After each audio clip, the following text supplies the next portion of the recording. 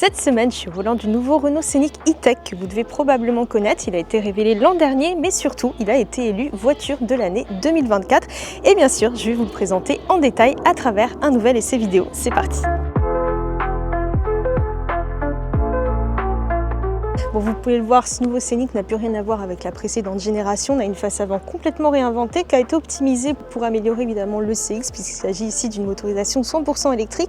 On a une nouvelle calandre qui est pleine, on peut le voir juste ici, mais avec un petit motif qui lui donne un petit peu plus de dynamisme.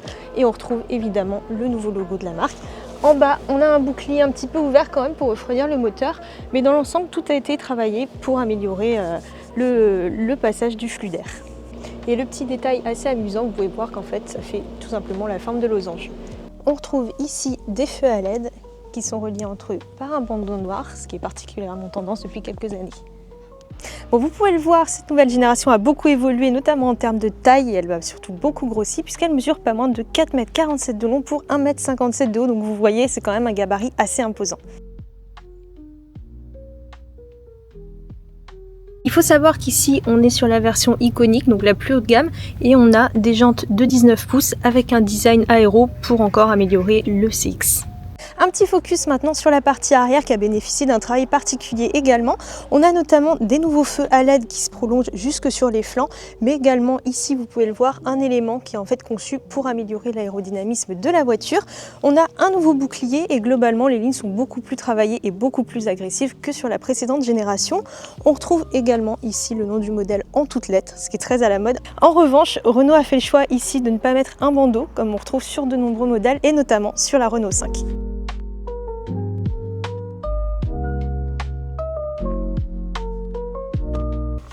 Je suis maintenant à bord du nouveau Renault Scénic et vous pouvez le voir, l'intérieur ne va pas forcément dépayser ceux qui connaissent un peu la marque puisqu'en fait il est intégralement repris de la Mégane E-Tech. On retrouve un grand écran tactile en position verticale de 12 pouces qui reprend le système Open Air Link, la toute dernière génération avec Google intégré, donc on a évidemment CarPlay et Android Auto sans fil, donc ça c'est très bien.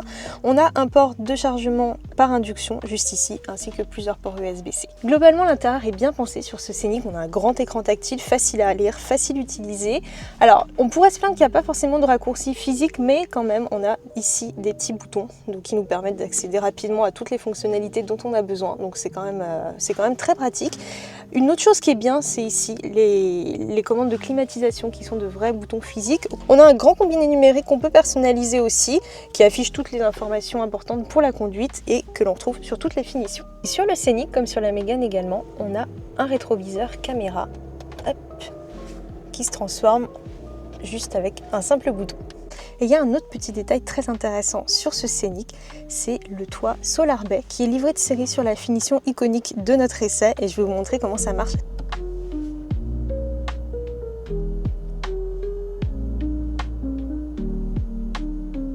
On retrouve ici des sièges recouverts de tissu. Alors si le siège conducteur est réglable électriquement, celui en revanche du passager se fait manuellement, même sur la version la plus haut de gamme. Le Scénic, historiquement, ça a toujours été un véhicule familial et c'est encore le cas sur cette génération puisque l'empattement mesure pas moins de 2,78 m, donc c'est quand même assez conséquent. Une chose qui est très bien, c'est qu'on n'a pas de tunnel central vu que c'est une motorisation électrique et en fait on a tout le confort nécessaire et surtout il y a un petit élément qui est très intéressant juste ici. Donc on a deux portes gobelets, mais on a également un rangement ici avec deux ports USB-C comme on a aussi au niveau de la console centrale et on a ici un petit emplacement pour mettre la tablette ou le téléphone portable, donc ça c'est super pratique aussi. Il y a pas mal de rangements également à l'avant, on a ici un porte-gobelet et ici un espace en fait qu'on peut moduler. On a juste là un petit endroit aussi où on peut mettre des affaires et également ici au niveau de la console centrale on a deux ports USB-C et également un rangement où on peut mettre pas mal d'affaires. Le volume de coffre est affiché entre 545 et 1670 litres, mais dommage, le Scénic n'a pas le droit à un frunk à l'avant. Je vous emmène maintenant au volant du nouveau Renault Scénic. Il faut savoir qu'on est ici sur la version la plus haut de gamme et donc la plus puissante qui fait pas moins de 220 chevaux pour un couple maximal de 300 Nm. Le 0 à 100 est réalisé quant à lui en 8 secondes environ. Par rapport à la précédente génération, il y a tout un travail qui a été refait au niveau des suspensions, puisque déjà on est sur une nouvelle plateforme, c'est la même que la Mégane électrique.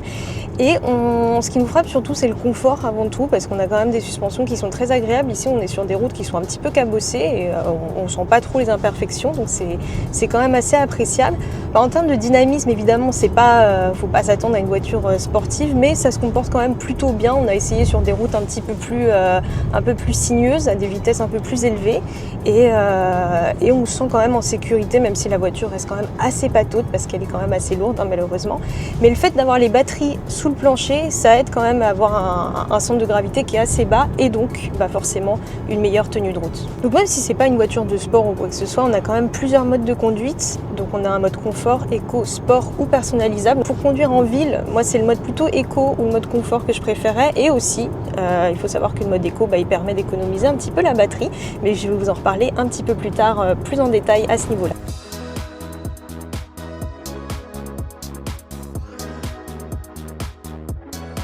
Donc là ici on est dans une route parfaite pour essayer un peu le comportement plus dynamique de la voiture et en fait on se rend compte que ça se passe plutôt bien. Là j'ai activé le mode sport qui permet d'avoir une direction un petit peu plus ferme. Mais quand on est en mode confort, elle est beaucoup plus souple et beaucoup plus agréable, par exemple pour un usage en ville, parce que c'est quand même une voiture qui a des ambitions assez polyvalentes, donc c'est une voiture qu'on va utiliser pour les longs trajets, mais également pour aller chercher les enfants à l'école ou aller au travail par exemple. Donc on a quand même besoin de confort, on a besoin de ne pas avoir à se battre avec la direction. Mais elle est quand même aussi très agréable sur ce type de route. Alors évidemment, il ne faudra pas vous attendre à faire des temps et à rouler très très fort, mais en tout cas on se sent quand même en sécurité, donc ça c'est quand même très rassurant. Donc il faut savoir ici, il n'y a pas de mode B comme on peut avoir sur certaines voitures électriques où il suffit de bouger en fait le sélecteur. Et en fait tout se passe au niveau des palettes, parce que forcément c'est une voiture électrique donc on n'a pas de boîte de vitesse à proprement parler, mais on a quand même des palettes au volant qui permettent de gérer en fait tout ce qui est régénération, freinage. Donc soit on en met plus ou moins en fonction de ce qu'on veut et ça c'est quand même très pratique parce que ça permet de l'adapter vraiment en fonction de la situation et de ne pas avoir à chercher en fait dans les réglages ou parce que parfois c'est dans l'écran. Là en fait tout se fait du bout des doigts et ça c'est super pratique.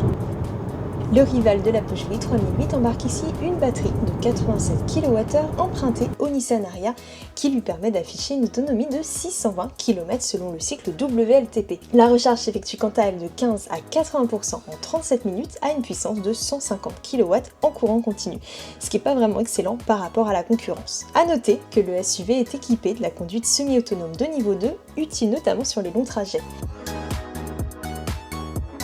Il faut compter pas moins de 42 990 € pour notre modèle d'essai iconique qui est éligible au bonus écologique.